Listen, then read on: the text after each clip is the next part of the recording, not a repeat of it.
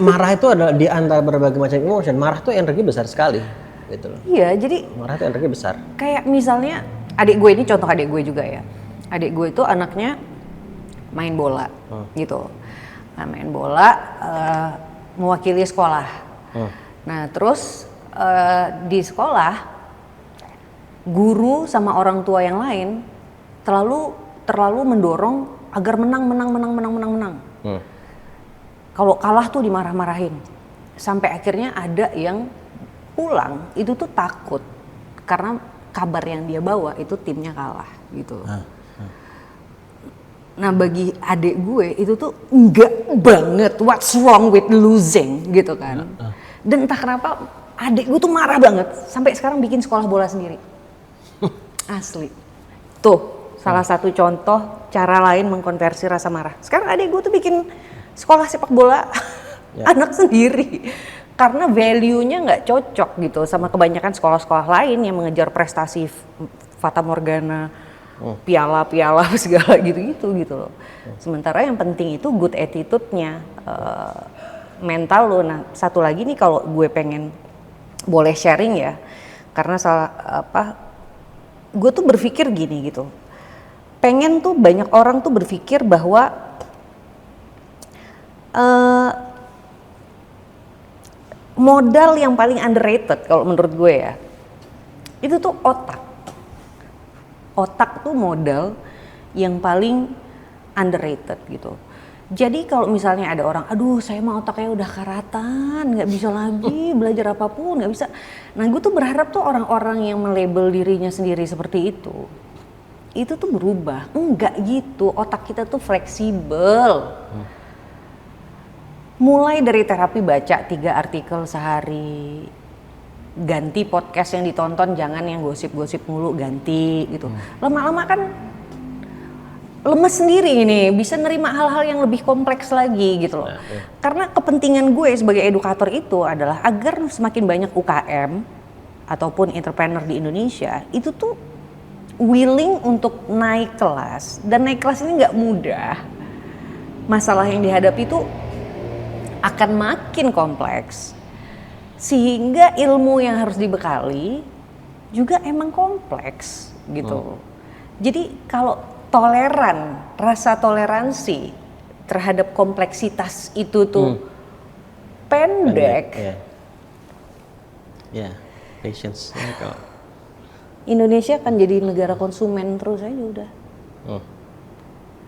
Apa yang kita nggak konsumsi sekarang? Anak gue tuh pernah belok ikut gue belanja bulanan, belok jadi pengen beli sampo karena di kemasannya ada gambar boboiboy. Ya, makanan, teknologi, handphone, TV, semua udahlah ya, mobil udahlah, ya kan. Makanan udah kalah. Karakter anak, jagoan anak nggak ada juga. Gue tuh udah astagfirullahaladzim, gue tuh kalau kita nggak cemas sekarang 2045 tuh gue nggak kebayang. Mendingan cemas sekarang. Jadi and it's okay to be cemas sekarang tuh it's bukan it's not a bad thing, it's a good thing menurut gue juga. Balik lagi kayak lo, maksud gue cemas itu jangan dimaknai negatif terus gitu. Itu it's an emotion as well. Itu juga sebuah energi. Tapi kan balik lagi seperti yang lo bilang, ini semua energi itu bisa diubah, bisa di-convert gitu loh.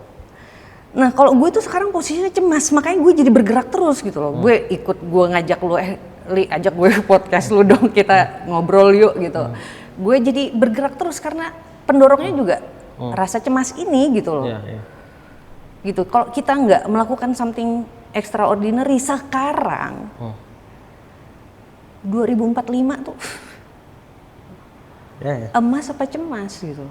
Kalau gue mendingan cemas sekarang, sehingga kita bergerak, kita melakukan perbaikan sekarang, sehingga 2045 nanti emas beneran.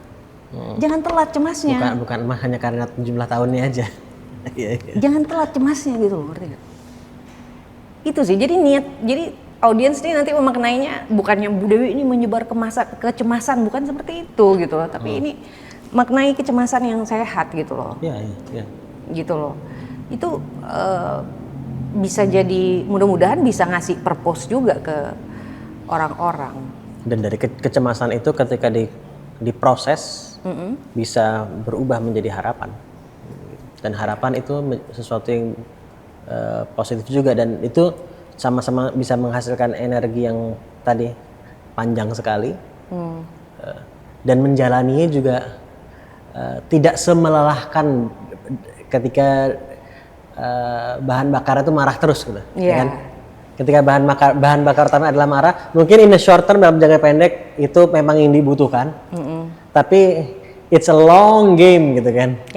Ketika dalam jangka panjang yang bahan bakar itu marah terus, itu melelahkan sekali perjalanan. Tetap akan dijalanin karena marah gitu kan.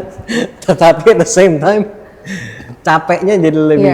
Sedangkan ketika itu lebih adanya visi, ada harapan yang dikejar gitu kan.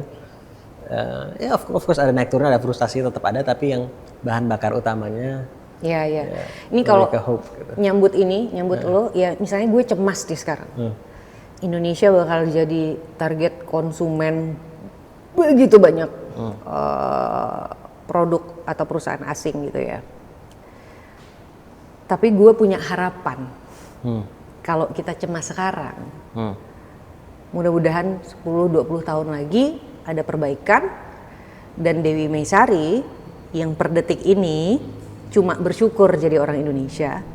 Gue masih punya harapan suatu saat nanti, ketika gue mati dalam keadaan bukan hanya bersyukur, tapi juga bangga jadi orang Indonesia, because we have done something really cool, keren banget gitu loh. Nah, jadi peluangnya tadi udah gue sebutin, kita yang underrated itu ya makanan, wellness, terapi, obat-obatnya orang stres lah. Intinya nanti perusahaan tuh, negara-negara maju sibuk di teknologi, ruthless, nggak punya akar pikiran, mereka nggak punya agama kebanyakan kan. Jadi gue nyebutnya tuh tak berakar. Jadi akan chaos pikirannya, akan butuh wellness pikiran. Itu kita masuk di situ, kita jadi juara di situ. Lu mau berobat, lu mau healing, misalnya kayak Indonesia lo. Gitu. Dan memang angkanya menunjukkan terus meningkat. Ini menurut gue peluang yang harus ditangkap. Gitu. Jadi teman-teman, yuk cemas sekarang yuk. Gitu. Dalam arti yang positif nih, kita ngajak cemas ini bukan dalam arti yang negatif, dan memang ada nggak nyaman, namanya juga cemas. Tapi nggak nyaman itu sesuatu yang lu nggak punya pilihan, lu akan melalui masa-masa nggak nyaman dalam hidup. Mendingan nggak nyamannya mengarah kepada sesuatu yang positif, yang bermanfaat buat kita dan tentu orang-orang sekitar kita juga gitu kan. Yuk cemas yuk, lu cari kecemasan lo dengan cara memaparkan diri lo pada berbagai macam kondisi di masyarakat. Mungkin bisa menemukan sesuatu yang membuat lo cemas, yang bisa menjadi